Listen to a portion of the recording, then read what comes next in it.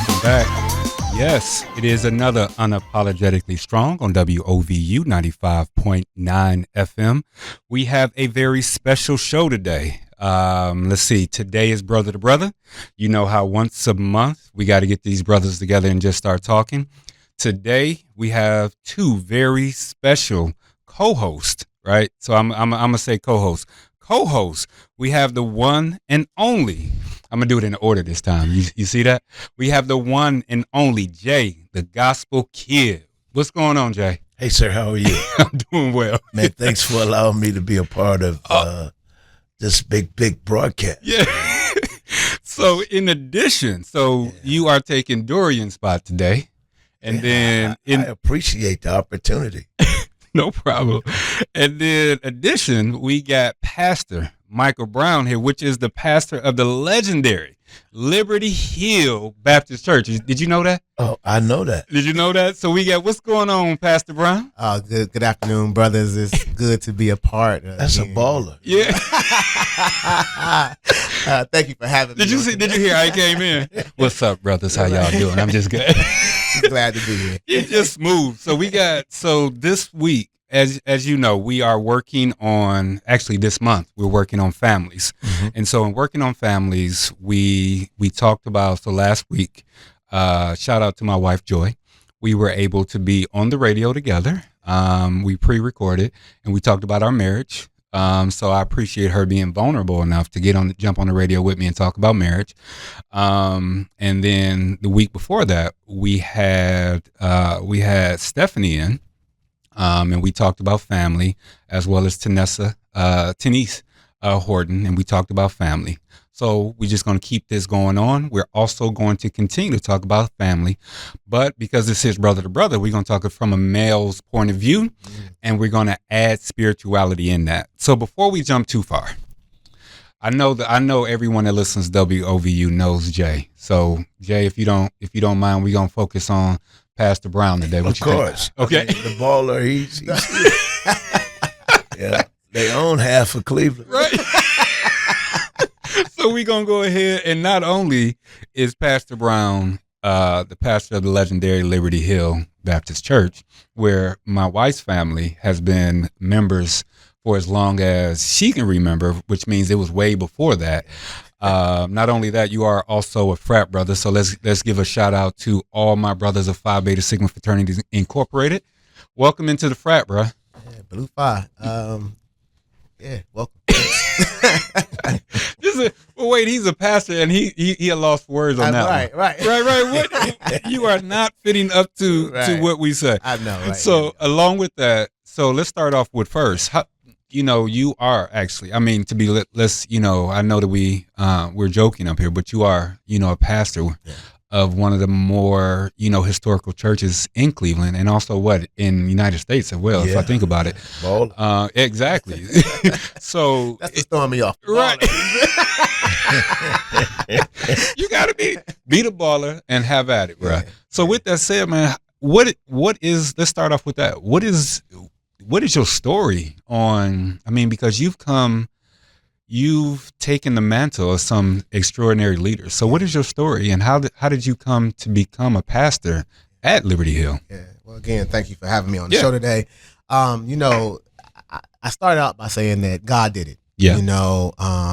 I knew at an early age that the calling of ministry was on my life, and that, there is a difference between God calling you to minister and God calling you to pastor. Correct. And so, in knowing that, that pastoring was a part of my heart, I was going out and doing and jumping in pastoral search committee groups and all over the city. Right. And, it was funny, I had my heart broke. I thought I had a church, everything was going good. Everybody was like, oh yeah, we gonna vote for you, this, that, blah, blah, blah. Get to the final and it doesn't happen. Wow. And, I lose my mind. Yeah. So it's about being vulnerable as well, and understanding that as pastors, we're also human. And so I lost my mind. I was like, you know what, I'm done with church. I'm done with church people. I don't want to do this again. And my spiritual father called me one day and said, Liberty Hill's looking for a pastor. Put your app in. And I was like, nope, I'm not doing it. I'm done with this. I'm not doing this anymore. And he was like, no, you need to do it.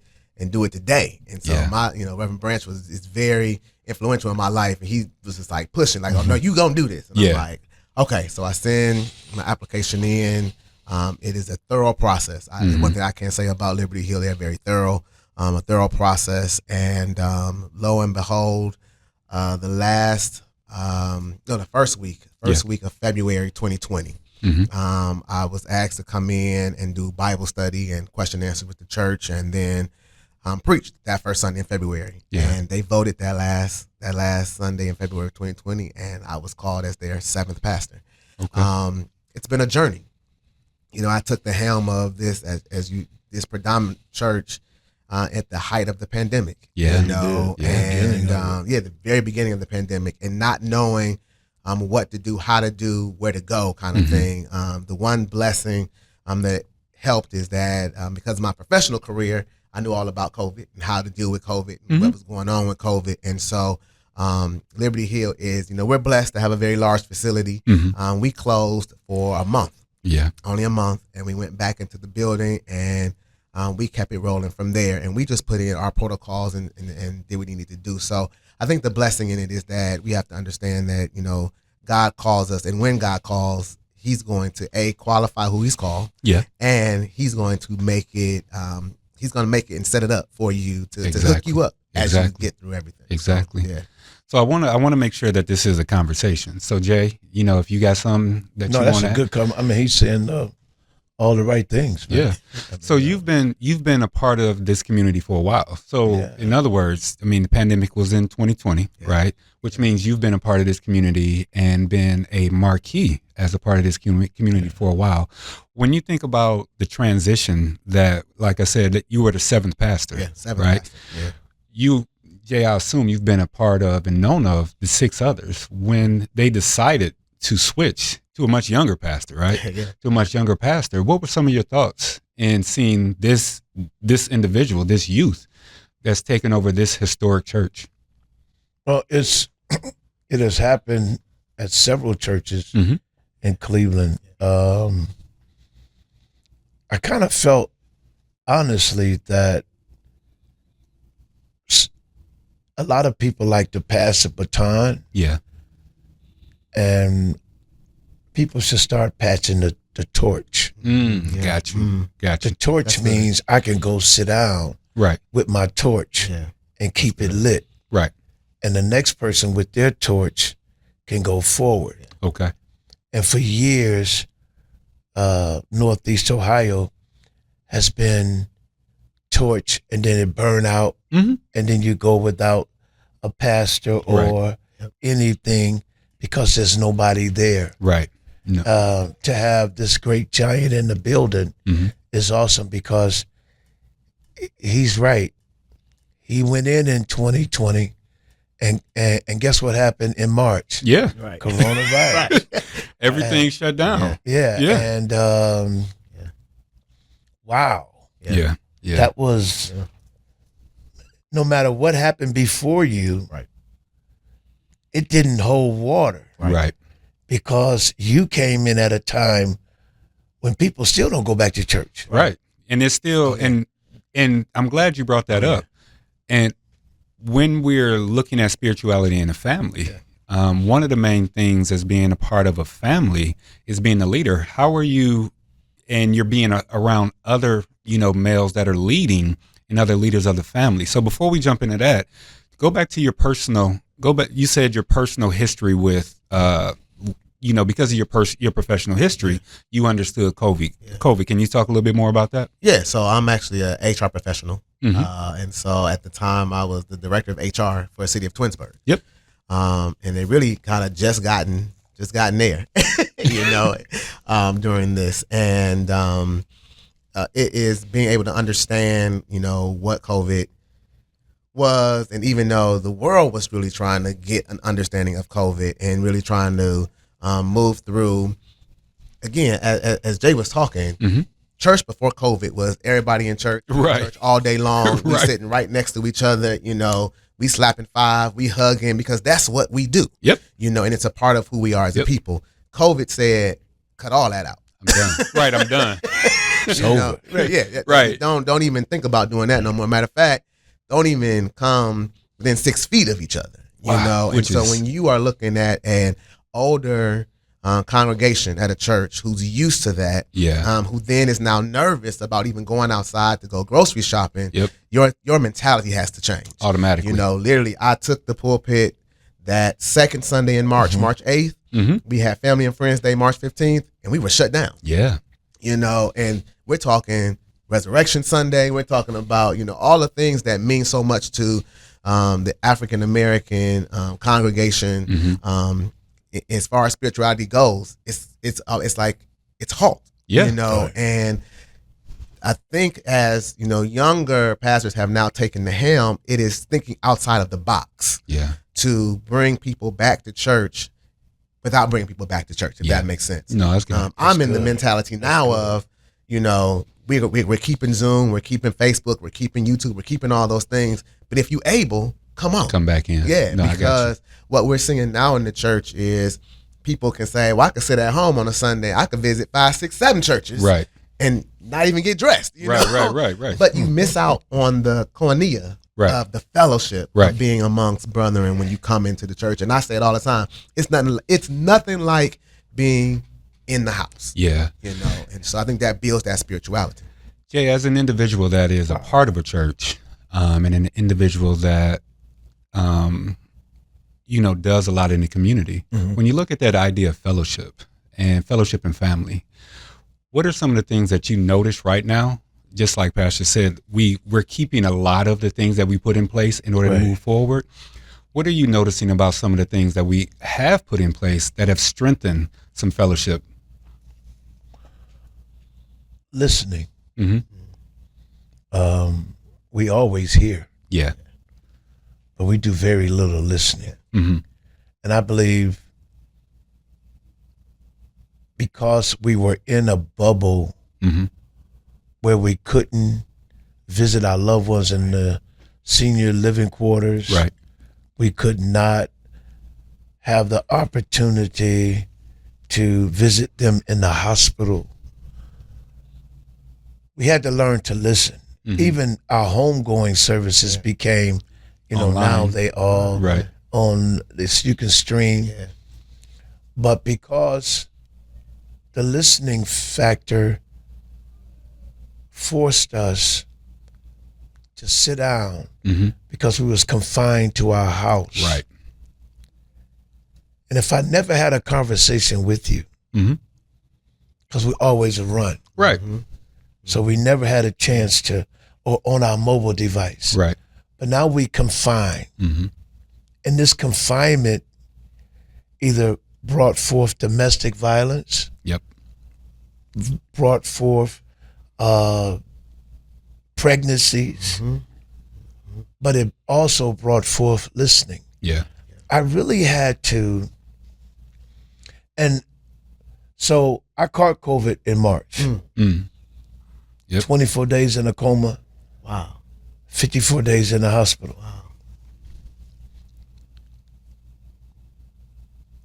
And in that whole scenario, I was one of those saying, get me out of here, Mm-hmm. beam me up, let me go. Yeah. My wife, on the other hand, was praying for me to stay. Right. And so the listening part for me that I see happening is that no matter how much we write off our young people, if we never ever listen to them, we can never push them to their next. Yeah. Because before COVID, we always knew how to say, I've been there, I've done that. This is how you need to do it. Yeah. But whether it's the vaccinations we took, whether it's the fact that people still can't smell, Right. can't taste, Right. can't remember, we've been blessed to listen to them now. I have a long haulers group, and some of them haven't paid their mortgage, to be honest, maybe in 10 months. They wrote the check, they they fill out the stuff on the computer, but they never press send because they forgot. And family members think that their mom and dad got dementia, mom and dad got, but that's not the case. Exactly. And now people are listening and finding out, I just have a problem. Yeah. And so listening came out of that for me with young people, with elders. And by the way, my wife is a pastor. Oh. There you go. So I took the road of just being an evangelist. I can tell you bye. Right. On that note, we're gonna take our first break. Bye.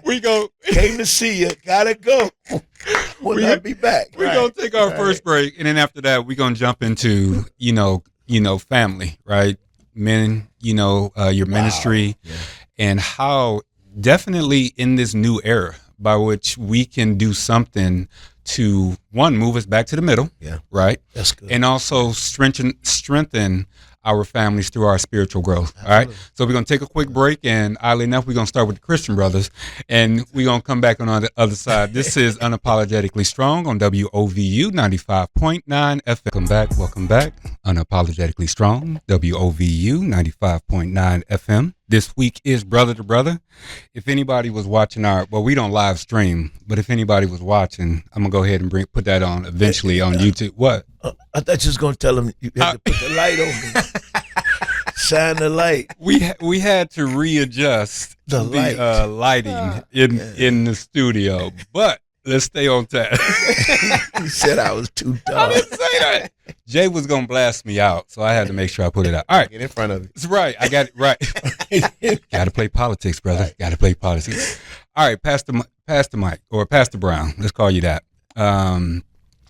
When you decided to come and be the pastor of Liberty Hill, one of the things that I know based off of events that you've allowed me to be a part of, when you decided to focus on the family, what were some things that you saw that you personally wanted to infuse into not only Liberty Hill, but in Northeast Ohio and throughout where your reach is? Yeah, absolutely. So, one of the big things is, and Jay kind of touched on this in the last segment, is the youth. Mm-hmm.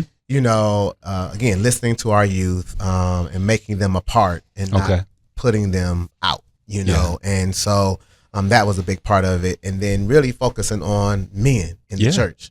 Women outnumber men in the church. I was wondering if you were going to say that. Oh, yeah, I'm going to say it.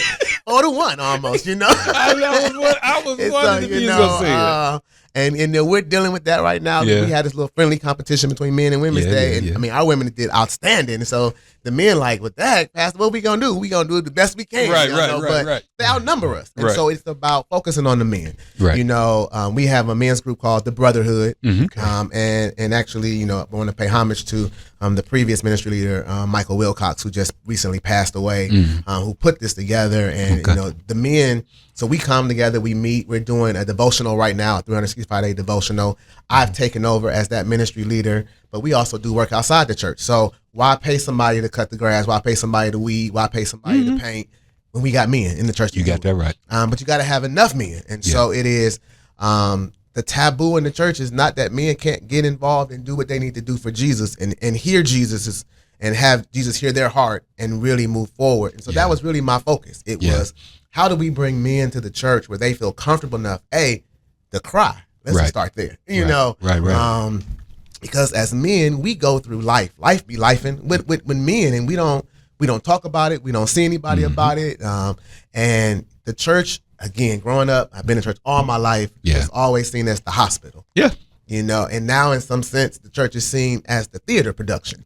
And so, we got to get back to that being the helm of what the church is. Right. It is about being that spiritual body of believers who say, come here. I'm not judging you about what's going on. I'm here to help you. I'm here to walk with you. Look, I've been there, and to be that testimony that a lot of men need to see. So we've had an abundance of men who have joined. And I mean, to be honest with you, brothers, I mean, they come up, they join, they crying, I'm crying. We all, but it's a good feeling to understand that you can be in a place where you can feel vulnerable enough to do those type of things. So that was my focus. That really was my focus. And Jay, when you were speaking about the youth, And a lot of times you can pull it up on anywhere, right?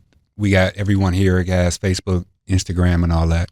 And we hear a lot based on relationships. And a lot of what we hear is what men are not doing. But this is the other interesting part. I want you to, just to talk a little bit about this. Quite frequently, we're raising our, children not to actually be husbands, to actually be additional or adult sons. When you're talking about men, in the church, what do you see or find the difference in generational differences, right? Because we have, in a sense, possibly 2, maybe even 3 generational. So generationally, how do you see men, especially within the church, being raised differently than possibly when you were younger? Well, so I see 3 sets of men. I see men that refuse to come because of whatever the innuendo was about church. Yeah. I see young boys come because they force. Yeah. And then I see men that come that have positions. When I see a man come into church with his family and he's coming seeking, as Pastor just shared about men coming to the altar, it really does something to me because it's not a position where I'm in control. Right. And it's not where I'm forced to be there. And if I see that I'm a carpenter, I can do some work for the church. Yeah. If I cut grass and I have a landscaping business, I can come by and cut the church grass without thinking I'm winning over somebody in the church. I'm doing it because this is my contribution. Correct. Has nothing to do with my offering or whatever my gift is, but and so when I see men today, I see 3 sets. The ones that's forced to come. Right. I can't wait till I get to 12th grade and go to college. Well, I ain't got to come. I'm not coming back. Yeah. And then I see the one that I have a position. Yeah. I'm in charge. I'm getting paid to play the keyboard. I'm getting paid to lead worship. So I'm obligated to be there. Yeah. But then I see men that come that want to hear a fresh word and want to learn about God. Yeah. And want to be in this next dispensation where there's an outpouring and they believe that it's going to be the men that makes the difference. That makes me proud today. Today. So I don't really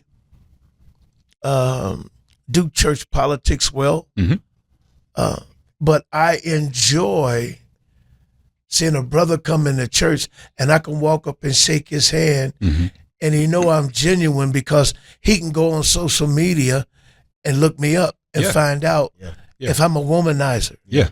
He can find out if I'm a crook because it's on social media. Right. Everything is out there. I'm sorry. No. Everything is out there. One time it wasn't. Right. But now it's there. Right. And he can see that I got a pure heart. And then he was willing to do what Pastor was saying earlier, come down to the altar, and he don't feel like if he shed tears, he's weak. Right. Let me ask you this, and I'm just going to throw it out there for either one. So there's a difference between church and spirituality, which we were talking about, right? So the concept of churching, right, has a lot to do with, the things that you do. The spirituality is that thing that you actually see in somebody that has changed. And this is for either one of you guys. When you're working with other men and you're trying to evangelize or you're trying to connect, how do you approach the argument of church is just simply theater? Now, how do you connect with them as it relates to, I need to connect to your spirit, and I need you not to actually see the theater, because theater of church has always been around. I come from a church family as well. So theater of church has always been around. How do you connect to, so either one of you guys, how do you connect to the actual spirit and get that man to realize it's your spirit that's going to save you and your offspring and your wife, not the church, simply the acting of the church? Yeah, so I think it's in the heart. Okay. Everything we do is within the heart. And I think, again, going back to COVID, COVID taught us that the church is within us. Yeah. And so when you think about the spirituality piece of it, it is, taking out all of the other things that are happening. How do you communicate with the God you trust? What are those conversations? Because it was a thing back in the day. Well, I only can pray when I'm in the church building, or I gotta be on my knees with my eyes closed and my hands folded. But no, because if I need to talk to God and I'm driving on the highway, I'm on 480 and stuff is just happening, I can't close my eyes and bow my head and get on my knees, and it's about having that conversation. And I think that's what, men have to understand. Yeah. That you are accepting Christ in your heart. You can do that without being in the quote unquote church. Right. And so when I talk to men about, spirituality and things, of course everyone starts with, hey, he's the pastor. Right. I start with, I'm just a servant. Right. That's the first thing. Exactly. Second thing is, let's talk about this God that I love, that I know that if you get to know, you're going to love him just as much as I do. And that's how you tie that knot. Yeah. What about you, Jay? What do you think? Because like I said, you stated that you're an evangelist, which is different. No, well, I didn't mean it. No. That's good. That's good. But I piggyback off of what Pastor just shared. Mm-hmm. People cling to testimonies. Mm-hmm. What we live, how we carry ourselves, determines how a brother who's big and strong and who look like if you say something to him, he'll hurt you. Yeah. If he see your testimony, he automatically says, "Oh, you cool." Yeah. We are so into this organized church till that the unusual church comes along and tell you, "I love you." What? Who? Me? Right. You do what? Yeah. Right. That's unusual. Yeah. That's go home and finish beating up your wife. That's organized church. Mm-hmm. We'll talk to Jay later on, but go and beat her up some more. She got to get in line. Right. But the unusual church gives you a prescription that says this is not right. Okay. And it's not because someone's telling you, it's because someone is living it. Yeah. That's the big point, living it, as opposed to just telling you what to do. Because that's the way church has been forever. But you opened up the concept of vulnerability. Actually, both of you opened up the concept of vulnerability. And so let's not gloss over the fact of men are taught not to be vulnerable. We are literally taught not to be vulnerable because the vulnerability aspect of us gets us killed, which means it gets our families killed. When we're talking about this concept of church, we're literally asking men to be vulnerable. Women is different. That's why you see more women in church. But we're literally asking men to be vulnerable, to be open to a movement. And I just don't think we talk enough about how we're socialized to be closed off. Yeah. Wow. That's huge. You can't prescribe letting your guards down. Right. But if men see a man let his guards down, and he's not letting his guards down because he's P. Diddy. Okay. Are y'all following me for a moment? I'm following you. Go ahead. I mean, after all you did bad, now you asking for, I didn't mean it. Right. I'm talking about a man. No, I got you. A man that can stand up and give a real true testimony about himself and where he is, it causes other men not to just break right away, but it causes them to say, man, I think I can do that. And that's what I see. I don't see, after I hurt you and I'm on my way to jail, now I'm going to say, please help me. Right. That's expected. Yeah. Yeah. I pushed you out the car, Lance Mason. I expect everybody to feel sorry for me because I didn't mean it. Right. Right. Never got any help not to do it, but now I'm crying. But why cry now? Right. You see my point? Yeah. No, I get it. That bothers me. And so I don't say you can't repent. Yeah. I don't say you can't turn. And I'm not saying it's too late. But dude, look what you did. Accountability. Yes. Yeah, the accountability part is hurts. What's odd is we're not actually taught to. So accountability is a learned skill. So when we're looking at a vulnerability and being accountable, that's both of those. If you look at it, they're a learned skill. But as you know, Jay, let's be real. We're socialized not to do either one of those things. Wow. So so Pastor, you gotta go to him on that one. And I already got in trouble. No, you ain't getting in no trouble. It's just the idea that, I mean, we cannot gloss over while we're having this discussion about men, and this is brother to brother. We're talking about men, right? That there are certain social aspects of our society that we're literally taught to do in order to survive, which goes directly against the concept of being open for a true spiritual change. Absolutely. So, I mean, you know, that's a good point. You're not in trouble. I was agreeing with you, right? You know, all that, you know. But you're right. I think that there is, and I see this with our young people now. Yep. Our young boys now. Their mentality is, again, we talked about. I can't cry. I can't seek help.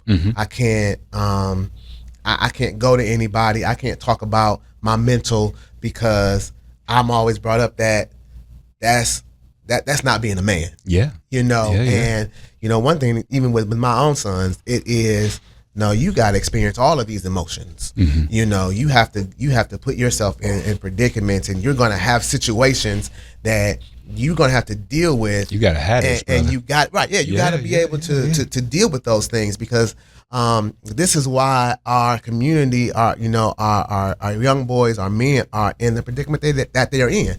We're taught not to step outside that box. Yeah.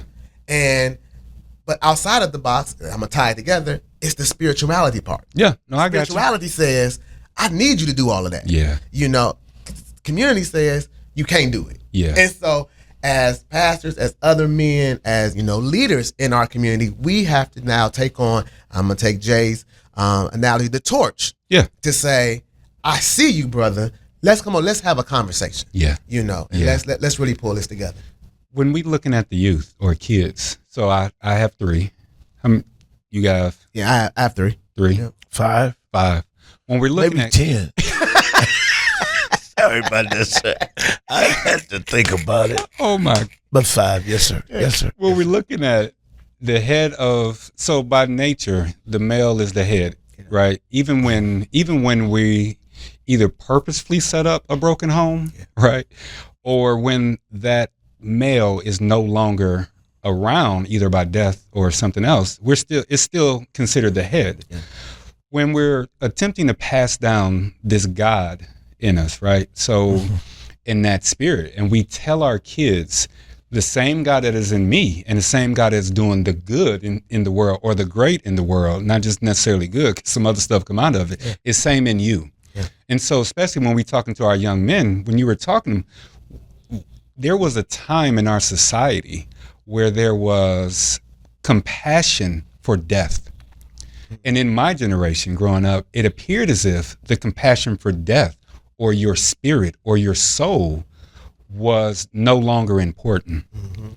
And so when we're talking to our kids today, or when you're talking to kids today, whether it's your kids or you're ministering to kids, how do we reinfuse that concept of the soul is eternal, you are temporary, but we want you to be here as long as possible? To you.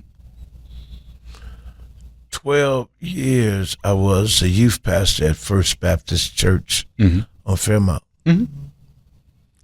In this historical sanctuary, there was a skull, picture. Yeah. All the way around. Always saw the skull. And the young people would come in and they would say, man, the church got a skull. That's just as evil. Just as dumb, man. That's why would a church have You're supposed to be laughing so hard, skull, but I'm sorry. an actual full-blown skull with a skeleton in a picture, and it's mounted in the beams of the sanctuary with all the other artifacts of church. Yeah. And when you look at the history of it, it says a skeleton never disappear. Right. It's like your soul. Yeah. Yeah. That's how it's broken down to them. You see that skeleton, no matter what you do to it, hair, all that'll disappear. Right. But you gonna find those bones. Yeah. Yeah. Because that never, ever dies. Yeah. And young people, because they got means of social media, you can't tell them anything no more. Right. Right. Anything you say, they go, oh, that ain't true. You don't have. Let me Google that. Yeah, you don't. Let me Google that. You don't have a way out. Let me Google that. I mean, you don't have a way out. Yeah. Yeah. You have to be real, and you have to be with them today. You have to say, well, I don't know, Yeah. and that's hard To say as a man, Yeah, to say I don't know. not just as a man, but as a parent or as a leader. Yes. The concept of I don't know is difficult. What's your thoughts on that, though? Yeah, I mean, I agree with that. I think that, I go back to when I was growing up and, Crossroads was big. By Bone Thugs and Harmony. Catch up So at if you the remember the video, crossroads. right. If you remember the video, that was the thing. We hung on to, so that's what the afterlife is going to be like. And so it's the same thing in today's society with our young people now. Yeah. They hang on to what they see on social media and all these other places. Yeah. And we have to get them to hang on to, the word of God. Yep. And it is, imparting that word in them and having those conversations. Mm-hmm. We can sit down with young men all the time and have these conversations to be like, look, your life is important. Yeah. Because look, you were set up to be the head. Yeah. And so Even if you don't want to. even if you don't want to be the head. Don't forget that part, Yeah, Jay. even if Don't you don't forget wanna that be the part, head. Pastor. Absolutely. Like, seriously. Yeah. And what do you do to be the head? Yeah. Or what are you running from so you don't be the head? But hold on, time out. Yeah. Let's go back to that. Yeah. Because no matter what, you are envisioned to be, no matter where you go, you are the head, you are supposed to be the leader. Right. And whether or not you choose not to accept the position or the job or the task, it is still yours. Yeah. So, amen. I gotta go. So the Kia Boys. Oh, yeah. The Kia Boys put that label on them, the word Kia, but we blew it up. Absolutely. Yeah. You mean made it bigger than? Yeah, we I got blew you. it up. Yeah. We what they were doing was something that somebody else had created somewhere else, Yeah. and it made its way This through way. social media, Yeah. and they got it. Yeah. Now they have this new gadget. Yeah. In other countries, it's outlawed. Right, I got In this country, it's not. you. Right. We say you're not gonna make it to 16. Yeah. They say, okay. Yeah. We don't listen to them to find out the reason why they do what they do, Yeah. because we have pushed them away because they are the Kia Boys. Yeah. But if you take one and you ride down a certain street and they quit talking to you, that means a lot of death happened in that area. And that trauma Yeah. Mm-hmm. that you so eloquently can help pull and change. there's other people trying to tell them you need this drug Right. for that trauma. Yeah. To make you feel better. Yeah, come on, to slow you down, Yeah. to get you, and they don't want to do that. Yeah. Yeah. So they live out what we have made famous, Right. and in reality, they're not who they really are. Yeah. But we made them famous, Yeah. Yeah. and they want help. And Yeah. and just Yeah, go jump on ahead. that Keep real going. quick Keep going. here. And they're in these groups because if you talk to them, that's their family. Because that's all. There you go. That's their That family. has always That's been all- a reason yeah, why that's their family. you join groups. And so they're seeking what we have to offer them, yeah. and they don't know how to get to it. There you go. They, There you go. What about You know, ask for it? What about ask for it? Maybe not get to it, but ask for it. What do you think? Ask for it. I mean, same. I mean, Yeah, for me, yeah. it's the same thing. Yeah. You're not gonna ask me right. for some food, Right. and you know you need it for your family. I got it. I'm gonna belittle you. No, I you got know, it. Yeah. if it hadn't been for me, Right. he wouldn't have had no food. Absolutely. So hold it over. So I didn't mean to cut you off. Pastor. Yeah, Go ahead. I'm but, sorry. but I mean that is the key, especially even to this discussion today, is that they are seeking for fathers. They're seeking for men who can show them the example of how to be that leader that we keep forcing them to be in a more positive manner. And whether they want it, and Whether that, they want it or that not. family piece, because we're talking about family, right? So this whole concept of family. The human being is always trying to find a community / family. Yep. And so what I hear you saying is, we had gangs growing up, right? Everybody had gangs growing up, and in the Kia Boys or anybody else, we're still looking for the same thing. So if we're looking at church, we're looking at family. How do we reinfuse the community with the sense of family, as well as being a beacon of that from the church in being the family? So we're going to take a quick break, and I want you to think about it right quick. We're going to take a break. We're going to come back, and You gonna turn the light back on? I'm going to Shine the readjust light, your shine the cap. light. We're going to take a quick break. This is Unapologetically Strong on WOVU 95.9 FM. Welcome back, Unapologetically Strong. So let's just do some reintroductions. We got the one, the only, Jay the Gospel Kid on the mic. What's going on, Jay? I'm good, sir. How are you? Good, good. You see that I got the late night voice on. Then we got Pastor Pastor Brown. They ain't gonna. Hey, audience, they're not gonna invite me back. I got the boss in here, and he see what I do for an hour, and he recognizes that it can't be work. He So turned the light off. Just want everybody to know. it cannot be work. And then we got the one and only Pastor Brown, who is the pastor, senior pastor of the historic Liberty Hill. Yeah, glad And to have him. And so Thank you, gentlemen. we, on the other side, I put a charge out to you, and it was morally to you, because I got put out to you. What do we do about all this? Go for it. Take the mask off. Okay.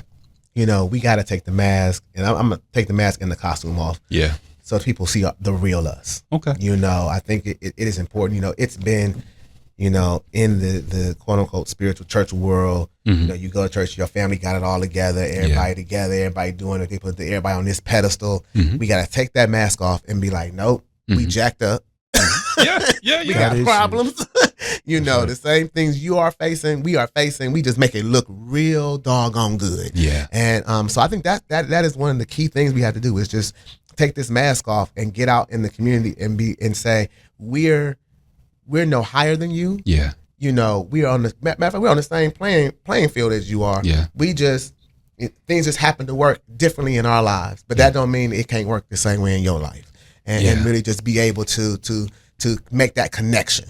I think that's the biggest thing. Jay, what you got on that? No, that's I kudos, man. I ditto kudos. All that's great. Yeah, the mask. We wear them every day. Oh, Yeah. And There's a protection though. Let's be real about it. Yeah. And I know I keep harping on this because there's a part of protection that we needed growing up. Okay. And so a lot of times I think, especially in the men that I work with, as you hinted to, Jay, I do, counseling. I do work with men primarily. What I often find is they're using outdated software. And I use a term, and I use this at home as well, is that they're using flip phones in an iPhone world, right? So they're still using the exact same ways of dealing with life that protected them growing up, but now they got far too many responsibilities, needs, desires, and jobs. And one of those jobs is being the head of the family, their family, whether or not they choose to or not. It's complicated. It is. Yeah. And that's the best part of it. It is. Let's be real. Because you are authentic. Right. But, sir, there are people trying to mimic you like they did the preacher. The guy came out to jail. Right. Hey, I'm the preacher. Right. And then he wanted to be the preacher. Right. Oh, right. You're right. He was the prophet, the apostle, and everything.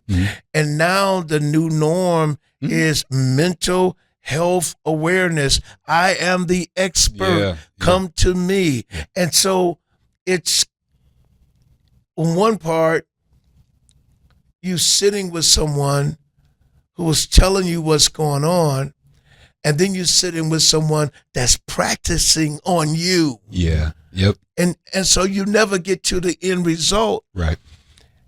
Unlike back in the day, everybody knew how you can get paid. You can be a preacher.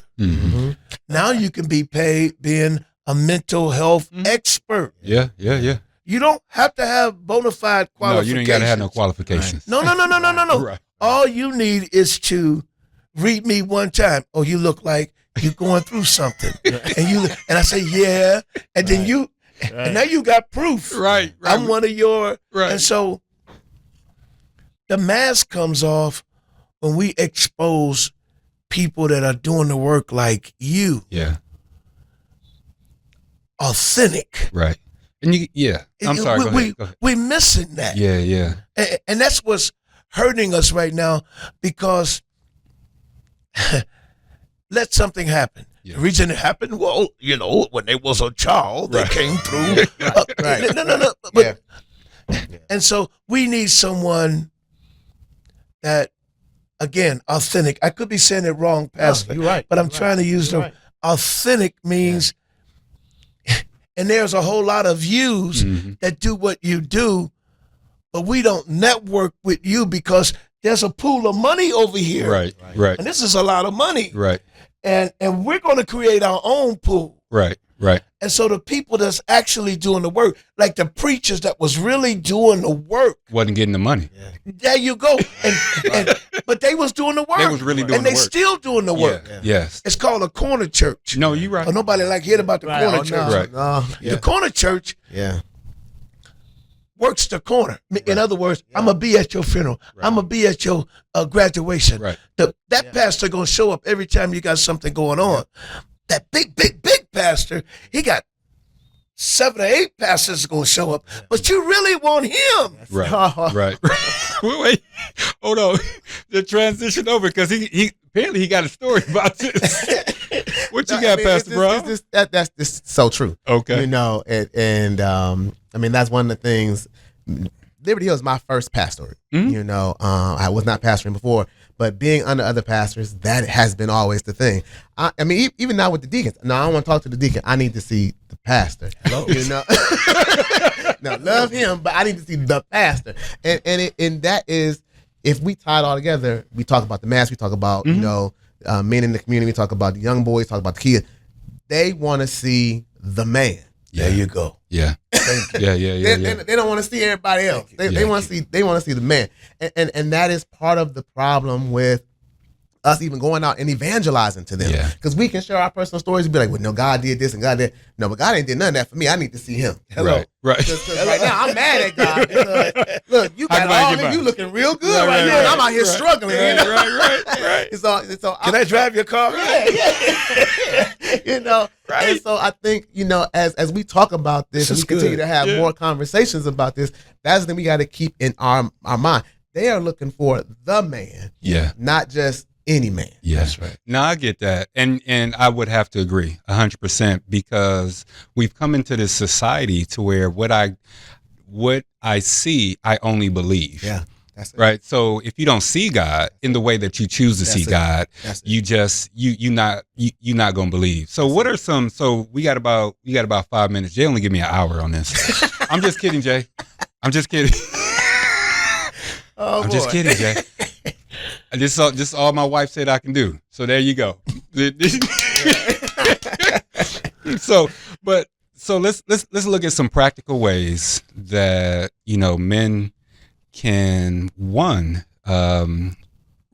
with the church, and by doing so, reconnect to the position or their position within the family. So I know that's a broad question, and it's so many, and that's a whole show alone, right? Yeah. Reconnecting or men reconnecting. But if you could give us some of them cliff notes as summarizing of. Let's look at it from a practical standpoint, some action points. I think for me, it is, don't be afraid to be vulnerable. Mm-hmm. I think that is key. You got to be vulnerable. Don't be afraid of your past. Yeah. The past happened for a reason. Mm-hmm. And I mean, some of the other things is now that you're past the past, be present. Yeah.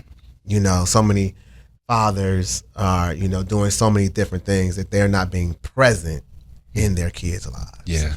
Be present, and really work to have your offspring understand the life that you had, even if you don't quite understand it, that they understand it. And so that we try to kill these generational curses. Yeah. Because that's real. Those are just a couple of things. I'm sure Jay gonna give us a whole bunch more, and I'll be able to bounce off of him. What you got, Jay? Well, Jay, he said Jay got the look on his face. Right. No, he said it. Be real. Yeah. One man, one young man, one boy at a time. Yeah. They watching us. Yeah. Hard. Yeah. They are watching us. Yeah. And it's not a bad thing. No. Let's be real, because it's a good thing. Because that's how you learn, right? You need a model, right? You need a teacher, right? You need a model, and you need experience. Those are the 3 levels of learning. No matter what you learn, you need a model, somebody to look, right? You need a teacher, somebody to teach you, and then you need to go out and try it. And then when you fail, what are you supposed to do? Come back to the teacher and ask questions. Yeah. So Jay, I didn't mean to cut you off. No, that was it. You just gave me something I'm gonna use in the morning. But go ahead. Okay. You got any more? No, so go ahead. But one at a time. Yeah, go ahead. That's it. That's all. Yeah. I would.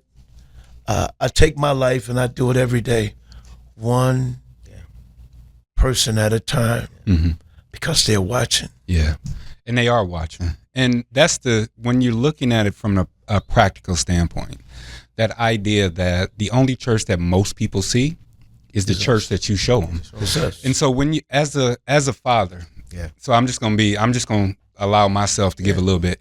That is one of the hardest things in being the head of the family, is ensuring that, because they're always watching. Yeah. Pay attention to what I say. Pay attention to how I act. Pay attention to the collateral damage of what you say, right? There's so often that I say things to my kids that I remember that,